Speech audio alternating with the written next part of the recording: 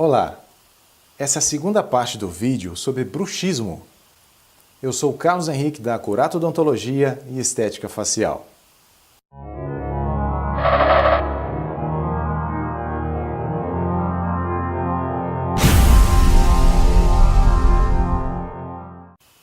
O tratamento para o bruxismo visa reduzir a dor e evitar danos irreversíveis aos dentes e estruturas do sistema mastigatório.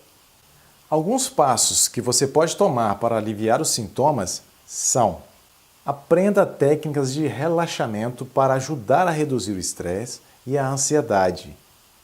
Faça exercícios prescritos por um fisioterapeuta para facilitar a recuperação do equilíbrio muscular e articular em ambos os lados da cabeça. Tente relaxar a musculatura da face e dos maxilares durante o dia e tente fazer disso um hábito. Tenha uma boa higiene bucal antes de dormir. Massageie os músculos da face, do pescoço e dos ombros. Isso pode ajudar a reduzir a sensação da dor. Evite comer alimentos que sejam muito duros e difíceis para mastigar.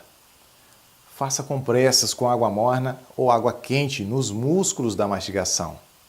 Para evitar ou parar o dano nos dentes e reduzir a tensão muscular, um dispositivo conhecido como placa de mordida cumpre a missão de proteger os dentes da pressão feita pelo paciente ao apertar ou ranger os dentes.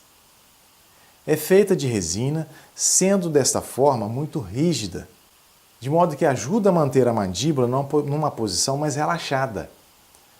Embora geralmente indicada para ser usada à noite, antes de dormir, também pode ser usada durante o dia, caso necessário.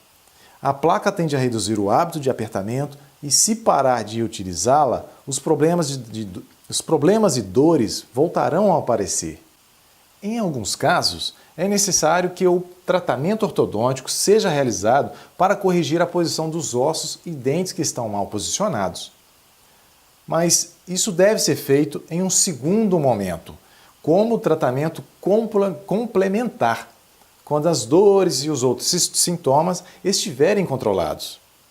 Em alguns casos, o problema é revertido de forma considerável e pode chegar a desaparecer, mas com aquelas pessoas em que isso não acontece, é essencial a continuação da utilização da placa para amenizar os danos.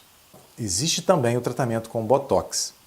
A aplicação do Botox, ou a toxina botulínica, nos músculos da mastigação tem provado ser uma excelente ferramenta para ajudar a combater as consequências e as alterações do bruxismo.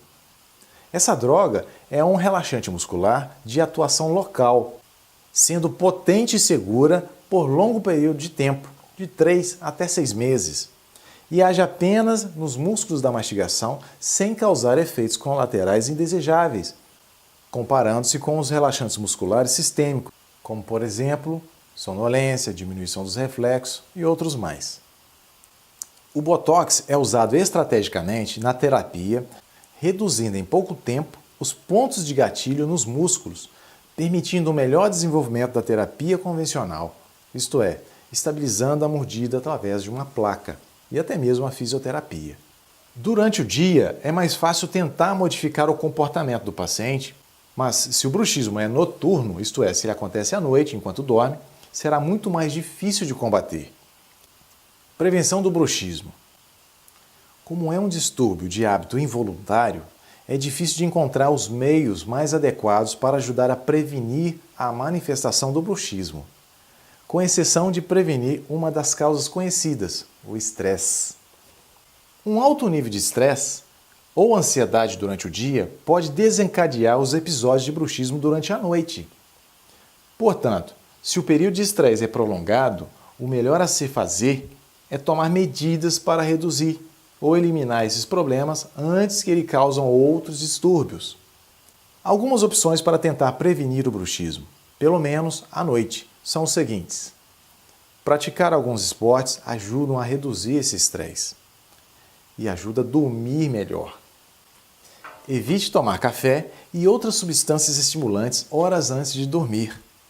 Tenha alguns momentos de descanso e relaxamento entre as atividades mais estressantes da vida cotidiana. Encontre maneiras de relaxar antes de dormir, ouvindo uma música suave, por exemplo. O diagnóstico precoce é muito importante, a fim de evitar efeitos secundários e complicações, como, por exemplo, o desgaste dos dentes. O bruxismo infantil também é muito comum. Normalmente, o principal sintoma é a dor de cabeça nas crianças e está bem associado ao estresse. As crianças de hoje vivem ativamente os problemas familiares e, por isso, esses fatores emocionais são muito comuns. Bom, é isso aí. Se você gostou desse vídeo, então compartilhe. Isso vai ajudar que outras pessoas também tenham acesso a essas informações. Valeu, muito obrigado.